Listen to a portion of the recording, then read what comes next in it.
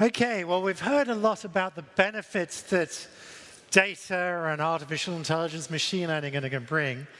And I want to perhaps bring the tone down a little by telling you about some of the risks. And I've become very concerned about the risk that lethal autonomous weapons pose to our society. They often get called killer robots. The problem with calling them killer robots is that this is what you think of. You think of Terminator. And that's not the risk. The risk is technologies that are much nearer. So, most of you would have seen drones flying above the skies of Afghanistan or Iraq. They're not an autonomous weapon. There's still a human in the loop. There's still a soldier in a container in Nevada who actually makes that final decision on the joystick to set off its Hellfire missile. But it's a small technical leap to remove the human, replace them by a computer. The UK's Ministry of Defence have said that they think they could do it technically today. In fact, they have a prototype fully autonomous drone. And I completely believe them that that is just gluing together technologies we have today. Or you could get a swarm of quadcopters. The US Air Force threw a swarm of drones out of the back of a plane recently, demonstrate that they could actually fly these sorts of things. These are technologies that are very near, technologies that will revolutionize warfare.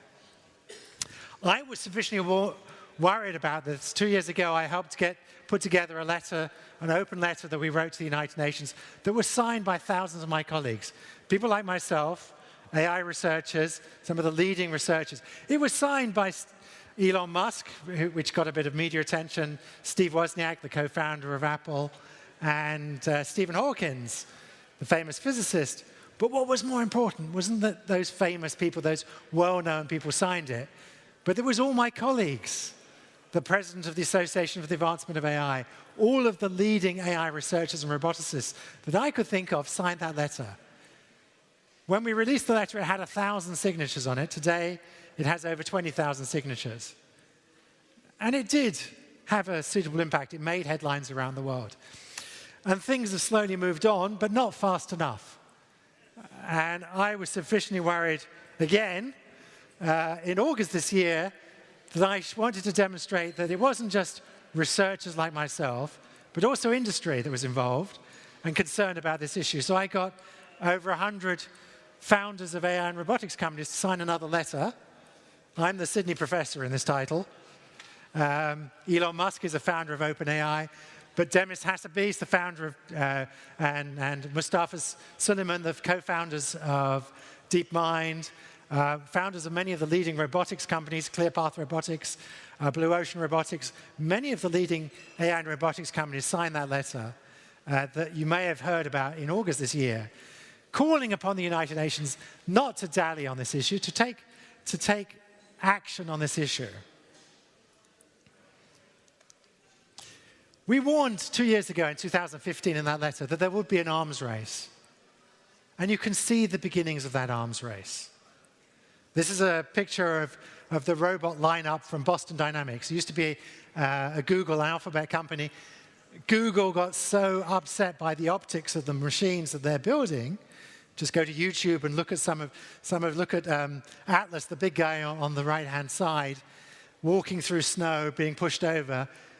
And you start to think, actually, well, I said it wasn't Terminator to worry about, but increasingly these robots are starting to look a bit too much like Terminator. In fact, Alphabet, Google have got so disturbed by the optics that they've sold the company. That it's sufficiently disturbing what they're trying to do that it's causing them bad publicity. And there is an arms race. Every sphere of the battle you can think of. In the air, this is a fully autonomous prototype drone produced by BAE Systems, one of the largest UK defense companies, one of the major arms manufacturers of the world. This is fully autonomous. It can fly from across continents on its own without any human invention. So that's on the sea. US Navy's just launched its first fully autonomous ship, the Sea Hunter. Interesting, when they launched this ship, they said, oh, it's just going to be defensive. It's just going to hunt mines, hunt submarines. It's not going to carry any weapons. most recently they said, oh, we're thinking of putting weapons on this thing. On the land, this is the Russian autonomous tank, the MRK-25 tank. You've got the Kalashnikov, which is producing an autonomous machine gun controlled by a neural network. And there are a bunch of other examples of autonomous weapons on the land. In fact, the only one that perhaps is actually arguably operational, produced by Samsung, the nice people who make mobile phones, also make a fully autonomous machine gun. It's operational today. It sits in the DMZ between North and South Korea. It's got a radar, optical guided machine gun. It will kill you with deadly accuracy from 4 kilometers away. And under the sea, this is Boeing's Sea Hunt Echo Voyager submarine. This can cross the Pacific fully autonomously without any human involved. So every sphere of the battlefield, you can see weapons under development today. And this will be a terrifying revolution in warfare. These will be weapons of terror. Can you imagine what a swarm of these drones coming at a civilian population will look like? They will be used not by just the good guys. They will fall into the hands of terrorists and rogue nations who have no qualms about using them as weapons of terror. And they will be the perfect weapon of terror. Because unlike humans, they will obey every order to the letter. They'll have no qualms about killing innocent people, about violating international humanitarian law. They will be the perfect weapon for terrorists and rogue nations.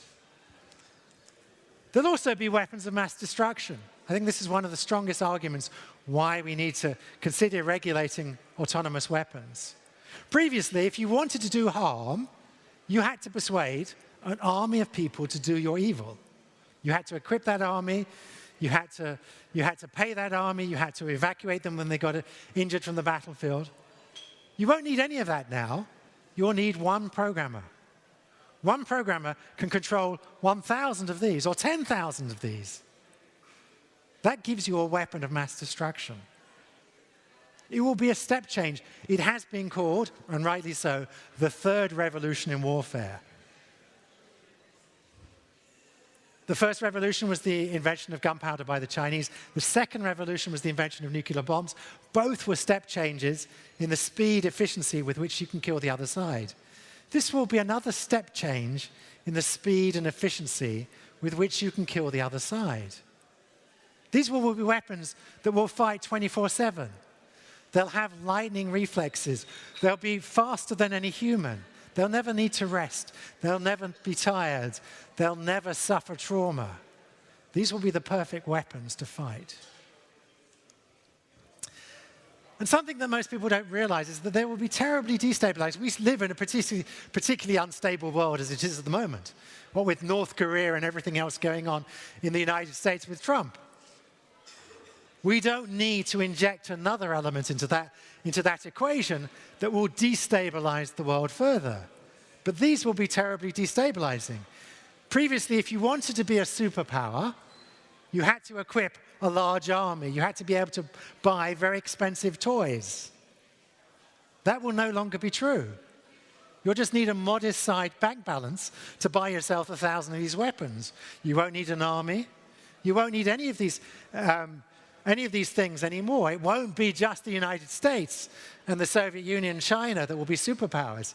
Anyone with a modest bank balance, 10 million, will be able to buy themselves a terrifying army against which there will be almost no defense. So that will be terribly destabilizing to the current status quo. Now, when I talk about killer robots, most people get the idea quite quickly, get on board with the idea, yeah, this sounds like an unfortunate development. Perhaps we should try and limit how this technology is used, make sure it's used for good things, because the same technology has immense benefits. The same algorithms that are going to identify, track, and target in an autonomous drone are going to go into your autonomous car, are going to identify pedestrians, track them, and avoid them. And that's going to be a great benefit to our lives.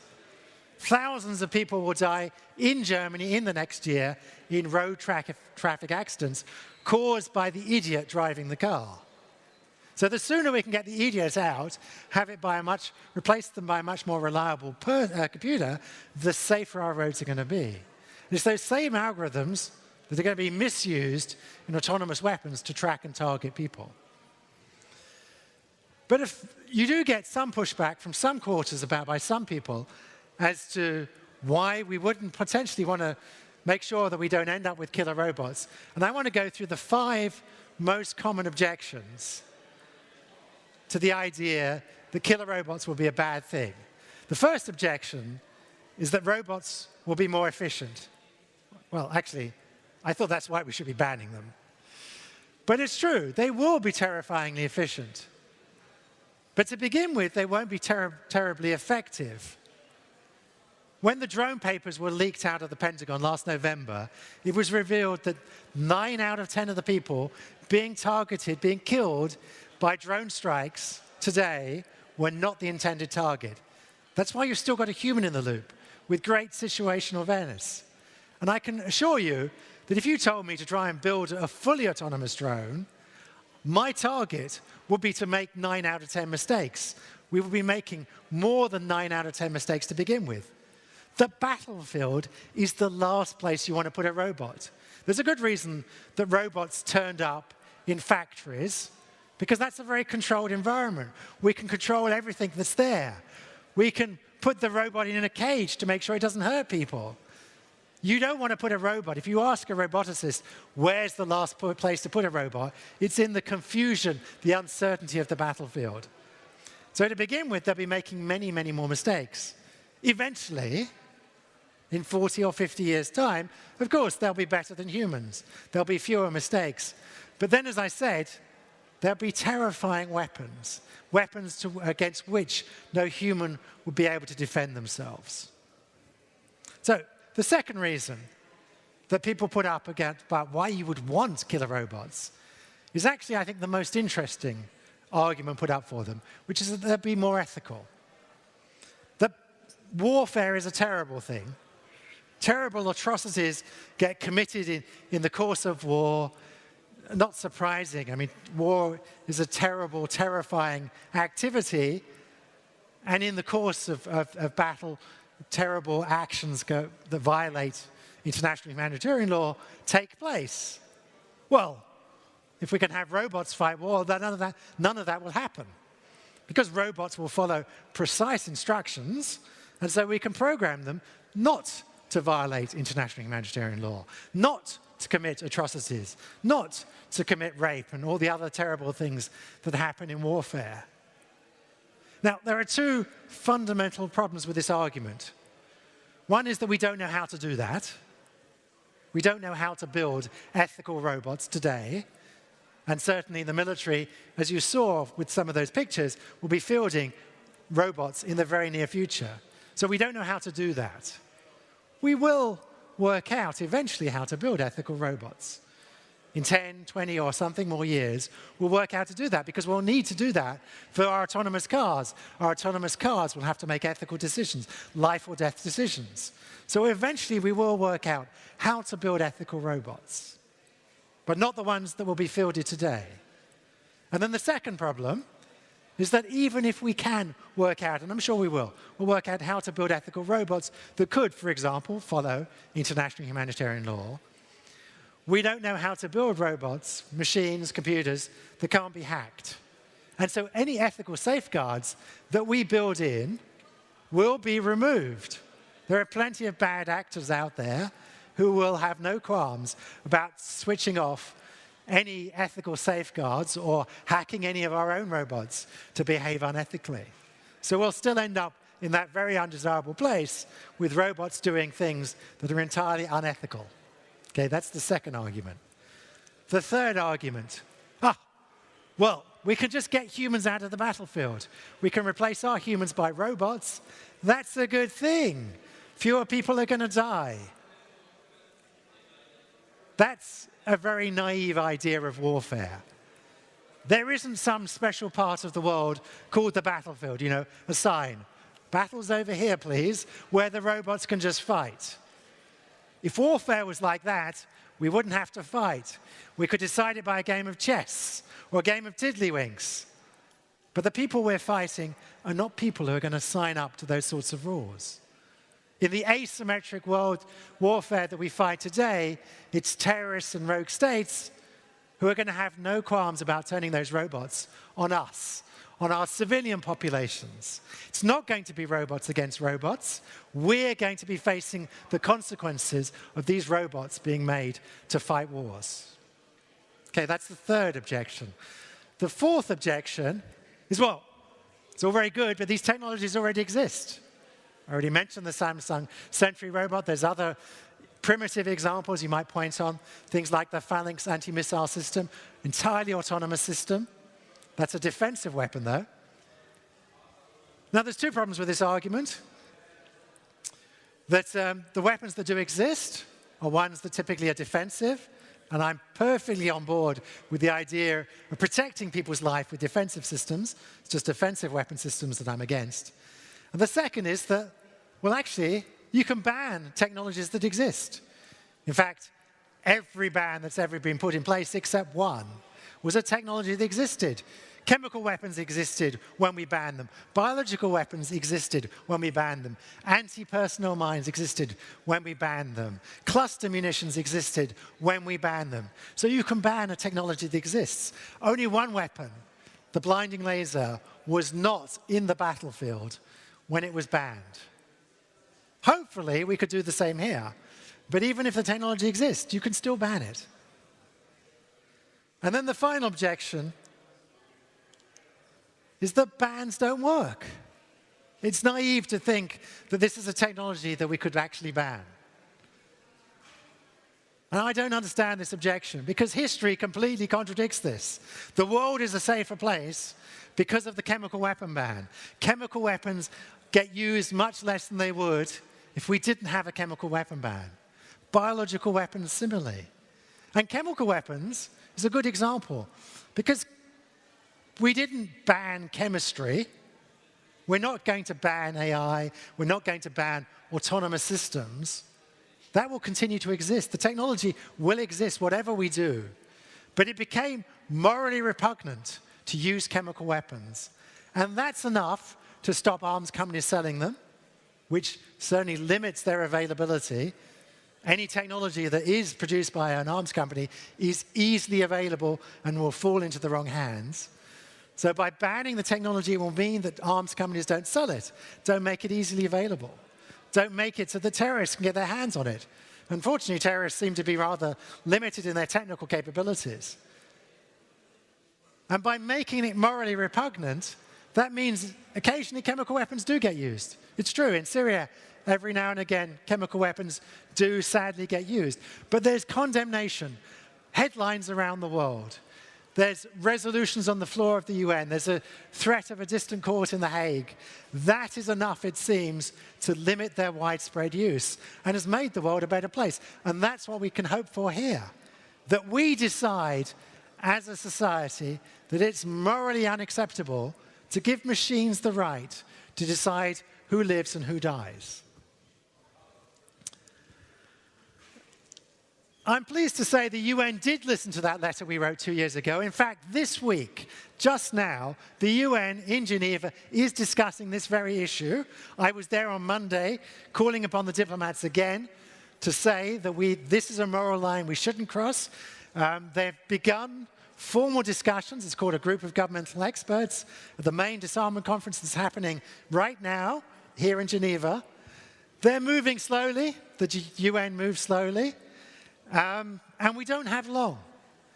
And some friends of mine, some colleagues of mine made a movie. It's just a 5-minute movie. And I'm going to finish up with that movie. And explains why data especially means we don't have long. So let's roll the movie.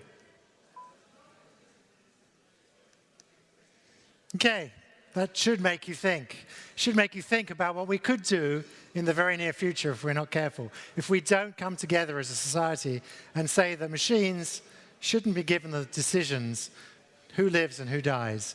And the United Nations is discussing that today, right now. If you want to find out more, I can encourage you to look at my book, which actually has a whole chapter on this topic. It's just out on Kindle, and I'm very happy to talk to you afterwards. Thank you very much.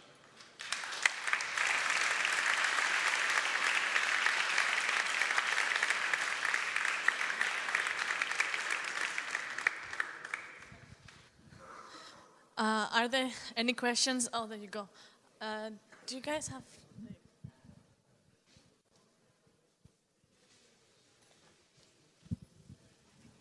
Can you provide the name of a video? Because I think it's worth spreading. Yeah, if you type in Slaughterbot into YouTube, you'll find it online. Perfect, thank you.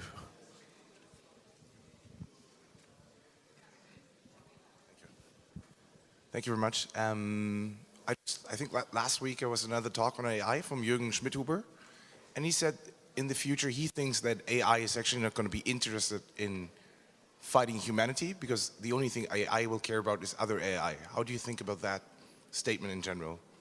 He's talking about AI in a very long, distant future, whether we may have to worry about that. These are just stupid technologies, right?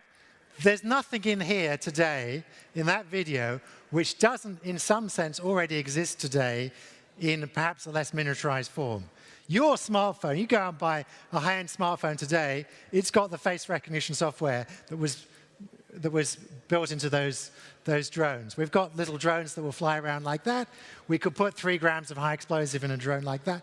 Okay, we don't have the battery life on drones perhaps today to do some of those things, but it's only a matter of time. So that's just taking existing technologies, which is not very smart, doesn't have any desires of its own. It's doing only what some evil person told it to do.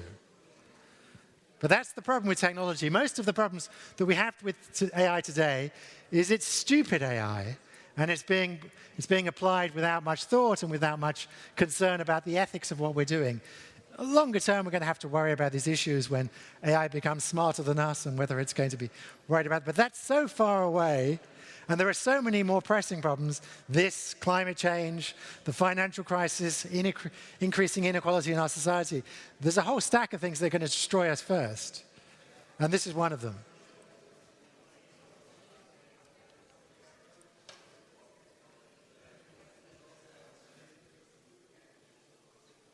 May I? Oh, it works, great. So on most of your slides, it really seemed like it was the state of the art, all these Boston Dynamics technologies. And then in the video, which was probably set in the future, it seemed like, or they actually said that anyone could have done that. Yes. So if it remains state of the art, only governments more or less will be able to do or create these technologies. So it's like with nuclear weapons, it will be a race of arms. And then when the biggest threat is terrorists, what's the point in a ban? Because if anyone can do that, these people will certainly not go to the UN and stick to bans. So there are a bunch of different things you raised there. First of all, the fact that I put up some slides with some state-of-the-art technology, state-of-the-art now in 5 years' time is commonplace. Right? That's the wonderful thing about digital technology, right? What was state-of-the-art, what we could do 5 years ago, state-of-the-art, is now on everyone's smartphone. So just saying, oh, it's only state-of-the-art stuff that we're going to be worried about is missing the whole point about exponential technologies. In 5 years' time, that's going to be the cheapest thing that you can put on your smartphone. So we're not going to be able to... So we can't just say, oh, we only have to worry about who's got the state-of-the-art, because everyone's going to have the state-of-the-art. Your second point, which is that, well, who's going to listen to the UN ban? Who's going to listen to the UN chemical treaty ban? Chemistry still exists. The technology to build chemical weapons exists. But nevertheless, arms companies don't sell you chemical weapons, and that has greatly limited their widespread availability. And the same is what we can hope for here. You're not going to stop someone who has enough technical ability to put together a drone, put together some face recognition software on it, load it up and try and do some evil. No, you're never going to stop that. Just the same as you can't stop someone walking into a hardware store by going to the swimming pool section, buying themselves enough chemistry to be able to construct a chemical bomb. You can't stop that either. But you do stop the widespread availability of the technology. You do make it morally unacceptable to use the technology, and that is a start. That's better than doing nothing. There's a question behind. First of all, thank you so very much for this presentation. The last 4 weeks, I'm just very attentively reading this kind of things because there is a new book that was published by German publishers Sprinkler, and the book's name is The Technological Singularity. And one of the authors is Dr. Roman Yampolsky. And this is what I wanted to tell you, that if anybody is interested in these kind of things, then the best of the best brains in the world are working on this issue. And what he is working is in this like artificial intelligence safety. And the question is it possible at all to make it safe? Right. I know, Roman. You don't need to get to the singularity to have this problem. This is technologies that are at best a few years away. We don't need very smart AI. We don't have to worry about the singularity, about all the things that Elon Musk is always tweeting about. This is just taking some technologies a little bit further than we have them today. The things that you already got in your smartphone, face recognition software that's already in your smartphone, it doesn't require a huge amount of smartness. In fact, part of the worry is that we'll be giving responsibility to machines that aren't smart enough to be making the right moral decisions. And in 50 years' time, we will have to worry about some of these things that Roman and others talk about in his book about the singularity. But today, we have to worry about stupid AI. We'll be giving responsibility to stupid machines that will nevertheless be able to do a lot of evil.